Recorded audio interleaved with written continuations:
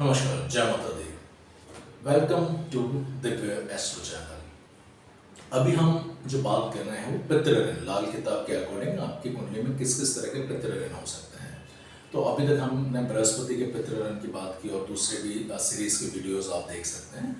आज इस वीडियो में हम बात करेंगे सूर्य का पितृ ऋण कुंडली में कैसे बनता है। पहली चीज कि सूर्य का पितृ ऋण कुंडली में कैसे आया, क्या रीज़न है। तो जो मैंने पुराने वीडियोस में भी बताया कि लाल किताब कहती है कि जब भी आपके बुजुर्गों से कुछ गलती हो जाती है तो वो पितृ ऋण के फॉर्म में आपको भोगनी होती है, आपको उसका रीपेमेंट करना होता है। तो सूर्य के पितृ ऋण में क्या होता है कि आपने देखो बुजुर्ग नास्तिक हो जाते हैं, रीति रिवाजों को फॉलो नहीं करते हैं। मेरे पास बहुत सारे लोग आते हैं तो उनमें से जैसे कुछ एग्जांपल्स मैं आपको बताता हूँ कि कुछ एक आए मेरे पास, उन्होंने बताया कि उन लोगों ने श्राद्ध मनाने बंद कर दिए, मतलब अपने पितरों को जो श्राद्ध तर्पण किया जाता है वो मनाने, किसी ने बोला होगा तो उन्होंने श्राद्ध मनाने बंद कर दिए। तो वो फिर धीरे धीरे कुंडली में पितृदोष के रूप में भावी पीढ़ी में आने लग जाएगी वो गलतियाँ। एक किसी ने मुझे बताया, कोई एक लेडी आई थी तो उन्होंने मुझे बताया कि उनके घर के अंदर, गांव के अंदर उनके कुल देवता का मंदिर था। फिर धीरे धीरे वो किसी गुरु को मानने लग गए और गुरु में किसी परिवार वाले की श्रद्धा ज़्यादा हो गई तो उन्होंने धीरे धीरे अपने कुल देवता को उस मंदिर से हटा करके गुरु की फोटो वहाँ पे रख दी। आज ऑलमोस्ट उस चीज़ को 20-22 साल के ऊपर हो गया और वो लेडी ही मुझे बता रही थी कि भाई उनका पूरा घर डिस्टर्ब हो गया। किसी ज़माने में उस गाँव की वो काफ़ी इन्फ्लुएंशियल फैमिली हुआ करती थी, आज और काफ़ी स्ट्रगल चल रहा है। उस पर्टिकुलर लेडी की भी मैरिड लाइफ वगैरह बहुत डिस्टर्ब हो रही है। तो ये है कि जब बुजुर्ग अपने रीति रिवाजों को भूल जाते हैं या नास्तिक हो जाते हैं, अपने रिचुअल्स को प्रॉपर्ली फॉलो नहीं करते हैं, तो सूर्य का पितृ ऋण कुंडली में जनित होता है, यानी भावी पीढ़ियों की कुंडली में वो दिखेगा। तो ये तो हो गया इसका कारण। अब कुंडली में पहचाने कैसे, क्योंकि अब हम पीछे जाकर के तो ये नहीं देख सकते कि बुजुर्गों ने क्या गलतियां की, कैसे हुआ। तो कुंडली में वो सूर्य का पितृ ऋण कैसे पहचाने, तो दो कंडीशंस बताई गई हैं, दोनों सेपरेटली देखने हैं आपको। साथ में होना जरूरी नहीं है, साथ में हो भी सकती है और नहीं भी हो सकती है। पहली कंडीशन, ये यहाँ पे कुंडली है, तो पहली कंडीशन अगर आप बात करेंगे तो आपकी कुंडली में टोटल 12 खाने होते हैं। पहला, दूसरा, तीसरा, चौथा, पांचवा, छठा, हर एक कुंडली में फिक्स खाने हैं। आपको यहाँ पे राशियां जो लिखी है उनको नहीं देखना है, राशि नंबर कुछ भी लिखा हो वो नहीं देखना है, आपको ये खाने देखना है। पहली कंडीशन आपको देखनी है नौवां खाना। तो नौवां कौन सा, पहला, दूसरा, तीसरा, चौथा, पांचवा, छठा, सातवां, आठवां, नौवां। तो नौवां खाना जो है उसमें आपको देखना है कि सूर्य है क्या। तो आप यहाँ पे देखेंगे कि 90 खाने में अगर सूर्य है। अब इसके साथ साथ आपको देखना है पांचवा खाना।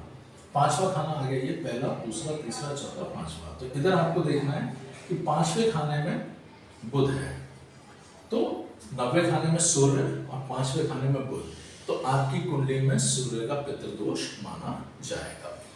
90 में अगर सूर्य नहीं है और पांचवें में बुध है तो सूर्य का पितृदोष इतना नहीं माना जाएगा। हाँ, सिम्टम्स कुछ मैच हो सकते हैं लेकिन पितृदोष नहीं है। दूसरी कंडीशन हो गई, आप सूर्य को देखिए पहले और 11 से बाहर, पहले खाने, पहला खाना और 11वें खाने से बाहर, तो दूसरे में हो सकता है, तीसरे, चौथे में, पहले और 11वें में नहीं। अगर पहले में और 11वें में सूर्य है तो सूर्य का पितृदोष नहीं माना जाएगा।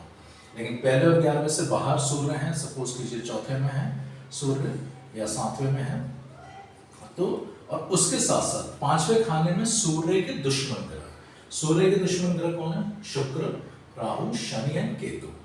तो सूर्य के जो दुश्मन ग्रह इधर आ गए, शुक्र आ गए, राहु आ गए, शनि आ गए और केतु आ गए, तो आपकी कुंडली में पितृदोष माना जाएगा। इनमें से कोई भी एक, 2 या 3 आ गए तो सूर्य का पितृ ऋण हैवी हो गया, मतलब बहुत ज्यादा डैमेज करेगा। एक आ गए तो थोड़ा नॉर्मल रह सकता है, नुकसान वो भी करेगा। लेकिन अगर सपोज कीजिए नहीं, राहु के तो साथ में आना मुश्किल है, लेकिन अगर सपोज कीजिए किसी कुंडली में शुक्र, राहु और शनि तीनों एक साथ इधर आ गए तो उसके कुंडली में सूर्य का पितृदोष बहुत हैवी हो जाएगा। तो ये दो चीजें आपको देखनी है कि सूर्य का पितृदोष कैसे बना आपकी कुंडली में। यह है। अब इसकी बात करते हैं कि सूर्य के पितृदोष के सिम्टम्स क्या होते हैं। सूर्य के पितृदोष के सिम्टम्स आपकी कुंडली में कैसे आते हैं। बृहस्पति के पितृ ऋण में हमने बात की थी कि बृहस्पति के पितृ ऋण में क्या होता है कि बंदे की जवानी बहुत अच्छी हो जाती है, जवानी में बहुत अच्छा सक्सेसफुल हो जाता है, लेकिन जैसे जैसे उसके बाल सफेद होते हैं तो नेगेटिविटी चालू हो जाती है। सूर्य के पितृ ऋण में बंदा जैसे ही अपने जवानी में कदम रखता है, जैसे इंडिपेंडेंट होने की कोशिश करता है, अपने परिवार से बाहर निकलता है, और जैसे उसका कैरियर शुरू करने का टाइम आता है, सूर्य का पितृदोष अपना रंग दिखाना चालू करता है।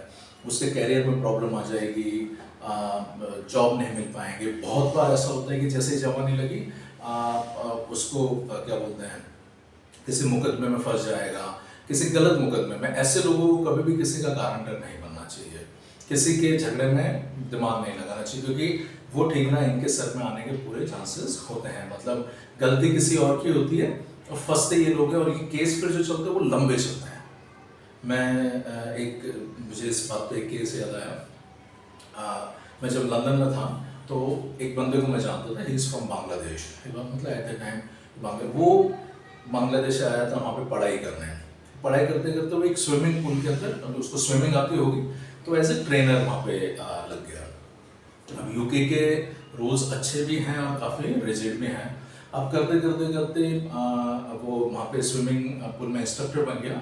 अब किसी एक दिन पता नहीं, अब किसी मदर ने उस पर लगा दिया कि एक पीडोफाइल, कि भाई किसी बच्चे को उसने, अब सही या गलत वो ही जाने, लेकिन एकदम वो केस लगा दिया कि भाई ये गलत कुछ हुआ है इसके साथ। और उस वजह से वो बंदा काफ़ी टाइम तक उस मुकदमे में फंसा रहा, और उसकी वजह से ना वापस इंडिया जा पा, मतलब सॉरी उसकी कंट्री बांग्लादेश जा पा रहा था, और ना कोई जॉब या काम कर पा रहा था। तो मुझे आज भी याद है, फिर उसको जो लोअर कोर्ट ने, मतलब 7-8 साल ये चीज़ चली, मतलब वो मेरे आने से काफ़ी पहले था। मुझे मेरे एक दोस्त ने बताया जो मेरे साथ काम करता था, मेरे आने से काफ़ी पहले ये चीज़ हो गई। फिर जैसे 8-9 साल हो गए उसको फिर जो लोअर कोर्ट ने उसको इंटरिम ग्रांट की, भाई नहीं, he is not of guilty, मतलब वो इसकी गलती नहीं है, दोषी है, माफ़ कर दी सज़ा। तो सुबह 9 या 10 बजे कोर्ट ने जो उसको दिया, तो उसने जैसे ही फ्री हुआ उसने कहा कि मैं तो सीधा फ्लाइट पकड़ूंगा और I go to my home country. वो जैसे निकलने लगा, वो जो मदर थी, जो लेडी थी, उस लेडी ने जाकर के किसी और हायर कोर्ट, वहाँ का जो भी सिस्टम होता होगा, उसमें जाकर के वापस पेटिशन डाल दी। उस बंदे को वापस एयरपोर्ट से पकड़ करके they put him over there. So the stuff is की जैसे अब क्या था, जो उसका वो पीक पीरियड था। अब वो बंदा लंदन आया हुआ तो काफ़ी सपने लेकर के आया हुआ, मैं कैरियर में ये करूँगा, मेहनत करूँगा, वो सारी चीज़ें, लेकिन वो सारी चीज़ें पूरी डिस्टर्ब हो गई। सो कैरियर जैसे ही चालू होने लग जाता है, बहुत बार पूरी लाइफ गरीबी में निकलती है। ऑलमोस्ट 48 साल तक का टाइम पूरा हैरान परेशान कर देने वाला होता है। इसमें एक और जो सबसे गलत चीज़ हो जाती है कि बहुत बार ऐसे लोग या तो गलत मुकदमे में फंस जाते हैं, गलत मुकदमा उनका लंबा चलता रहता है, उसमें हैरान परेशान हो जाता है, मतलब जवानी का जो कमाने का टाइम है वो डिस्टर्ब हो जाता है। दूसरा, वो बहुत बार एक छोटी बीमारी के लिए किसी डॉक्टर के पास जाता है, और वो डॉक्टर लालची डॉक्टर के चंगुल में फंस करके गलत ऑपरेशन वगैरह करा करके, और उसके ऊपर कर्जा फिर हो जाता है। तो जब सोने का पितृ होता है तो ये होने के भी चांसेस बहुत रहते हैं। मतलब बीमारी कोई छोटी है, लेकिन ऑपरेशन किसी और चीज़ का कर लिया, उसके लिए उसे लोन भी लेना पड़ जाता है, कर्जा लेना पड़ता है, और जिसको चुकाते चुकाते हालत ख़राब हो जाती है। तो कुल मिलाकर के फिर सरकार से परेशानी चालू हो जाती है, क्योंकि सूर्य मैंने बताया राज दरबार का है मुकदमा। तो कुल मिलाकर के उसकी जो जवानी का जो कमाने का समय है, उस समय में कुछ ना कुछ प्रॉब्लम्स आ जाती है। तो यानी वो अपने कैरियर पे, अपने उस कमाने की चीज़ पे, जब जो जवानी का समय था वो पूरा उसका बर्बाद हो जाता है। और ऑलमोस्ट ये कंडीशन अप टू 48 ईयर्स तक रहती है, वो बंदा हैरान परेशान हो जाता है। 48 के बाद फिर थोड़े से इसके इफेक्ट मिनिमाइज होने चालू होते हैं। और अगर घर में कोई बेटा, स्पेशली पोता, जब 11 साल या 11 महीने का हो जाता है, बहुत सारे ये कंडीशन में पोता इस्टेब्लिश नहीं हो पाता है, क्योंकि 5वां खाना संतान और उनमें डिस्टर्बेंस आ जाता है। लेकिन अगर पोता इस्टेब्लिश होकर के 11 साल या 11 महीने का होता है, तो फिर उसको रिलीफ मिलने चालू होते हैं। तो ये था सूर्य के पितृ दोष। और इसमें जैसे मैंने बताया कि जो पितृ ऋण का बेसिक कॉन्सेप्ट है कि जिस ग्रह का पितृ ऋण होगा उस ग्रह के रिजल्ट खराब हो गए, तो डेफिनेटली सूर्य के रिजल्ट खराब हो गए। लेकिन अलोंग विद जिस दूसरे ग्रह की वजह से हुआ उसके रिजल्ट भी खराब हो जाएंगे। तो इस कंडीशन में शुक्र का, राहु का, शनि का, केतु के इफेक्ट भी खराब होने के चांसेस पूरे होते हैं। तो ये होता है सूर्य का पितृ ऋण। अब इसका उपाय क्या किया जाए? तो अब सूर्य और ये जो पितृ ऋण है ये वंशानुगत होते हैं। ऐसा नहीं है कि कुंडली में किसी एक के होगा, ये पीढ़ी दर पीढ़ी चलता है। भाइयों में भी बहुत जनों में हो सकता है। तो इसका अगेन जो जब भी अपन उपाय करते हैं पितृ ऋण का, तो आपको पूरे खानदान को इकट्ठा करना जरूरी है, यानी उन सबसे समान मात्रा में पैसे लीजिए और उनसे पितरों के लिए सूर्य का यज्ञ करवाइए। फिर हर रविवार को अपने घर में सूर्य का यज्ञ करते रहे, एटलीस्ट 1 साल कंटिन्यू करें, और जितना ज़्यादा आप ये करेंगे उतनी पॉजिटिविटी आती चली जाएगी। नहीं तो इसका कोई और उपाय है ही नहीं, आप मतलब बंदा कैरियर में सेटल हो ही नहीं पाएगा।